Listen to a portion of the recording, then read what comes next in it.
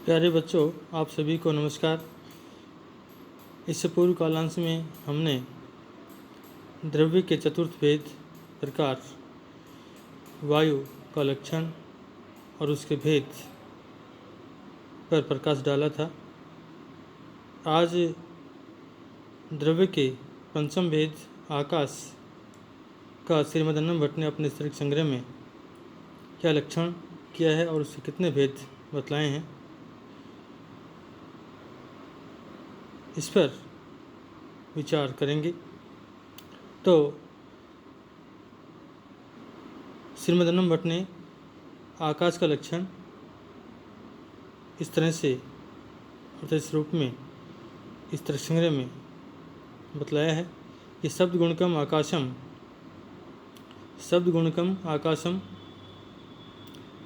तच्च एकम विभु नित्यम च, अर्थात शब्द यानी ध्वनि गुण है जिसका यह शब्द ध्वनि गुण जिसमें समवाय संबंध से रहता है, आकाशम वह आकाश होता है। अर्थात शब्द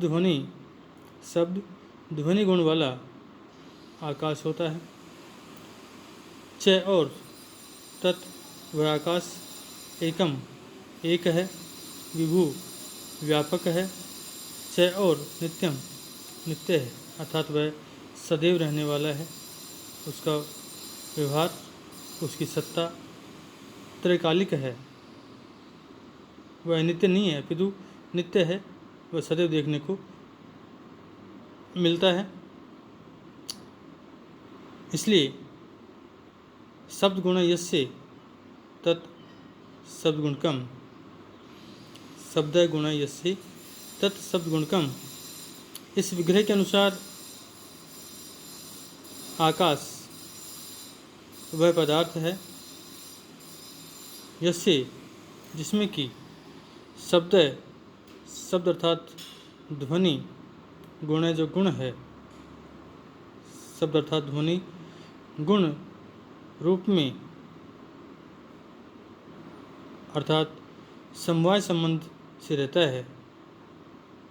क्योंकि जैसे कि आप जानते हैं कि आकाश न तो रूपवान है न ही स्पर्शवान है, अर्थात आकाश का कोई रूप नहीं है और नहीं हम उसको स्पर्श करके छूकर देख सकते हैं। उसकी सत्ता जो है केवल मात्र शब्द अर्थात ध्वनि के माध्यम से ही ज्ञात होती है, क्योंकि शब्द केवल मात्र आकाश में ही रहता है, उसी में निवास करता है। अन्य जो आपके 8 द्रव्य हैं, पृथ्वी जल तेज वायु काल दिक आत्मा और मन, इन किसी भी द्रव्य में शब्द नहीं रहता है या निवास नहीं करता है, अतः शब्द गुण आकाश में ही रहता है। यह स्पष्ट हो जाता है अथवा यह स्पष्ट है। जैसा कि पहले आपको बताया गया कि पृथ्वी जल तेज और वायु के सबसे पहले दो भेद होते हैं आपका, नित्य और अनित्य के भेद से। तत्पश्चात अनित्य भेद है आपका दूसरा, वह शरीर इंद्रिय और विषय के भेद से पुनः 3 भागों में बढ़ जाता है। किंतु इन 4 द्रव्यों के समान आकाश से कोई भेद श्रीमद् अन्नम भट्ट ने नहीं किए हैं। आकाश जैसे कि इसके लक्षण में ऊपर बताया गया कि च और तत्व वह है आकाश जो है एकम एक ही है, विभु व्यापक है, विस्तृत है, फिर चारों ओर फैला हुआ है, और समस्त जो मूर्त द्रव्य हैं उनका संयोगवान है, और यह विभु व्यापक होने के कारण ही अपने आप में नित्य है, अर्थात अनित्य नहीं है। व्यापक से तात्पर्य क्या हुआ कि चारों ओर फैला हुआ है, विस्तृत है, और चारों ओर फैला हुआ है, विस्तृत है, इसी कारण यह नित्य है। और जैसे आत्मा नित्य है उसी प्रकार आकाश भी नित्य है। इस तरह से श्रीमद् अन्नम भट्ट ने अपने तर्क संग्रह नामक इस पुस्तक में आकाश जो कि द्रव्य का पंचम भेद है उसका लक्षण बतलाया है। अगला द्रव्य का छठा जो आपका प्रकार अथवा भेद है वह है काल। काल का लक्षण और उसके भेद इस तरह से श्रीमद् भट्ट ने बताए हैं कि अतीत आदि व्यवहार हेतु काल है, अतीत आदि व्यवहार हेतु काल है, से च एको विभु नित्यस्य, कि अतीत दिन जो बीत चुका ऐसे उस बीते हुए अर्थात भूत भविष्य आदि के व्यवहार का हेतु कारण काल है, काल होता है। अर्थात भूत वर्तमान और भविष्य आदि के ज्ञान का, व्यवहार से तात्पर्य यहाँ पर क्या है, ज्ञान के आदि के व्यवहार का अर्थात आदि के ज्ञान का निमित्त जो कारण है उसे हम काल कहते हैं। च और स वह काल एक है विभु व्यापक है, तो चारों ओर विस्तृत फैला हुआ है। च और नित्य, च और नित्य, तो समय का कभी अभाव नहीं होता है, समय नित्य होता है। और सदैव में हम सदैव जो है त्रैकालिक तीनों कालों में उसका अनुभव कर सकते हैं कि समय हमारा इस समय कैसा है। अर्थात समय जो है वो कहते हैं कि सुखपूर्वक जीवन जीने का अथवा कष्टदायक है या सुखदायक है, तो इन दोनों तरह के समय का हम खुद जो है अनुभव कर सकते हैं।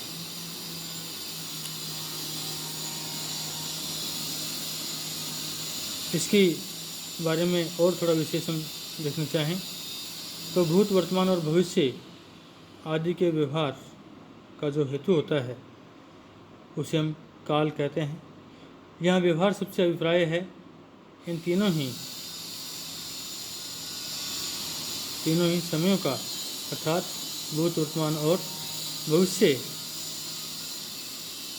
के व्यवहार अर्थात का ज्ञान जो है हमें जिसके द्वारा होता है वह काल होता है अथवा वह काल है। ये काल एक है, अर्थात काल के भी आपके आकाश इतना कोई भेद नहीं है। क्षण दिन रात पक्ष मास वर्ष अतीत अनागत वर्तमान ये सभी काल के भेद नहीं हैं, अपितु उपाधियों के कारण काल पर आरोपित हैं, अपितु उपाधियों के कारण काल पर आरोपित किए गए हैं। काल मूलतः एक ही है, काल सभी कार्य व द्रव्यों का आश्रय है, अतः विभु है, व्यापक है, अतः नित्य भी है। वस्तुतः जो विभु होता है तो व्यापक होता है, जो विस्तृत होता है, चारों ओर फैला हुआ होता है, वह एक होता है और नित्य भी होता है, तो नित्य होता ही है। तो इस तरह से श्रीमद् भट्ट ने इस तरह संग्रह में काल का लक्षण और उसके भेद बतलाए या उन पर प्रकाश डाला है। द्रव्य का सप्तम प्रकार तो भेद है दिक् अर्थात दिशा। तो श्रीमद् भट्ट ने दिशा का अथवा दिक् का जो लक्षण किया है वो इस रूप में किया है। प्राच्य आदि व्यवहार हेतु दिक् साचय एका विभुवी नित्याच, कि प्राच्य आदि पूर्व पश्चिम उत्तर दक्षिण जो चार दिशाएं हैं, इन पूर्व पश्चिम उत्तर दक्षिण आदि चारों दिशाओं के व्यवहार जानने का, इनके ज्ञान का, इन चारों दिशाओं के जानने का, इनके ज्ञान का हेतु जो असाधारण कारण है, जिस कारण के वजह से चार दिशाओं का ज्ञान होता है, वह दिक् है अर्थात दिशा है। और सा च एका, च और सा वह दिशा दिक् एका एक है, विभुवी व्यापक है, नित्य च और नित्य है अर्थात सदैव रहने वाली है।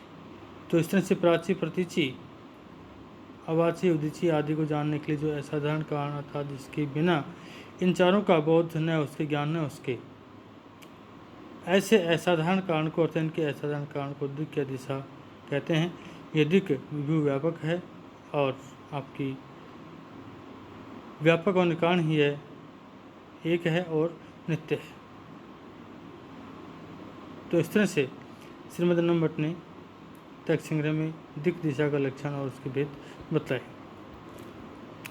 अगला है उस द्रव्य का आपका 8वां भेद आत्मा। आत्मा का लक्षण और भेद इस तरह से बतलाए गए हैं तर्क संग्रह में कि ज्ञान अधिकरणम आत्मा स द्विविधः परमात्मा जीवश्च तत्र ईश्वर सर्वज्ञ परमात्मा एक एव जीवस्तु प्रति शरीरम भिन्नो विभु नित्यश्च। ज्ञान अधिकरणम आत्मा कि ज्ञान के अधिकरण को अर्थात आश्रय को आधार को आत्मा कहते हैं, अर्थात आत्मा जिसमें निवास करती है उसे उसके आधार को उसके आश्रय को हम आत्मा कहते हैं। ज्ञान के अधिकरण अर्थात आश्रय को आत्मा कहते हैं कि ज्ञान जहाँ निवास करता है जिसमें रहता है उसके आधार को उसके आश्रय को आत्मा कहते हैं। परमात्मा जीव से भेदात से द्विविधः और परमात्मा और जीव के भेद से वह आत्मा 2 प्रकार का है।